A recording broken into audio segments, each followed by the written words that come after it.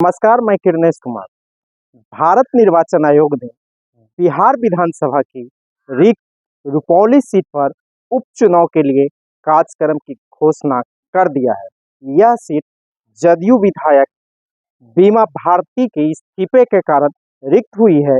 बीमा भारती जदयू के विधायक और जदयू की प्राथमिक सदस्यता से इस्तीफा देकर वह राजद के टिकट पर पूर्णिया संसदीय सीट से चुनावी दंगल में उतरी थी। हालांकि उसे कामयाबी नहीं मिली, बुरी तरह चुनाव हार गई। लेकिन इस चुनाव पर भारत निर्वाचन आयोग ने उपचुनाव कराने के लिए तिथि का ऐलान कर दिया है। भारत निर्वाचन आयोग द्वारा घोषित कार्यक्रम के अनुसार अधिसूचना 14 जून को जारी की जाएगी। नामांकन की अंतिम तिथि 21 जून निर्धारित की गई है। नामांकन पत्रों की जांच 24 जून को होगी।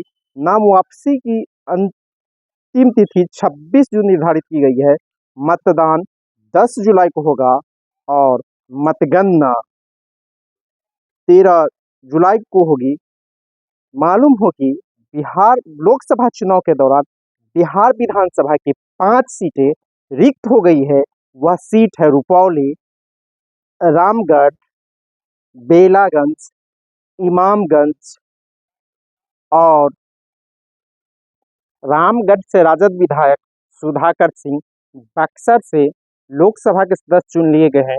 इसी तरह इमामगंज से विधायक जीतनराम मांझी गया संसदीय सीट से लोकसभा के सदस्य चुन लिए गए हैं।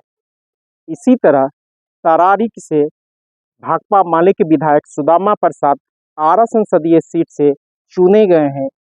बेलागंज से राजद विधायक सुरेंद्र प्रसाद यादव जहानाबाद संसदीय सीट से चुन लिए गए हैं और रुपौली की विधायक बीमा भारती ने अपने पद से इस्तीफा देकर राजद के टिकट पर लोकसभा चुनाव लड़ा है। तो यह 5 बिहार विधानसभा की जो सीट है वह रिक्त हो गई है, हो जाएगी। इसमें से एक पहले से रिक्त है। चुनाव से पहले बीमा भारती ने इस्तीफा दे दिया था, लेकिन 4 सदस्य सुदामा प्रसाद, जीतनराम मांझी, सुरेंद्र प्रसाद यादव और सुधाकर सिंह ने इस्तीफा नहीं दिया है। ये लोग इस्तीफा देंगे तो इन सीटों पर भी उपचुनाव कराए जाएंगे।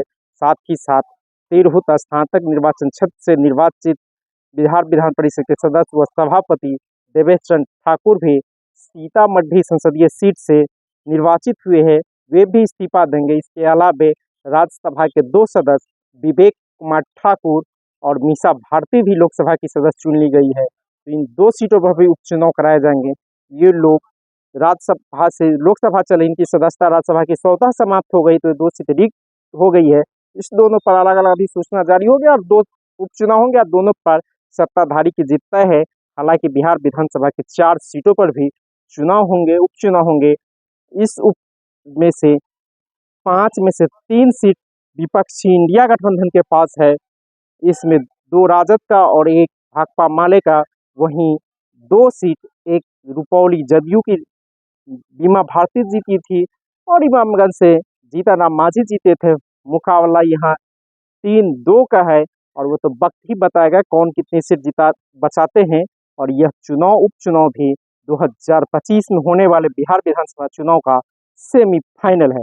धन्यवाद। मैं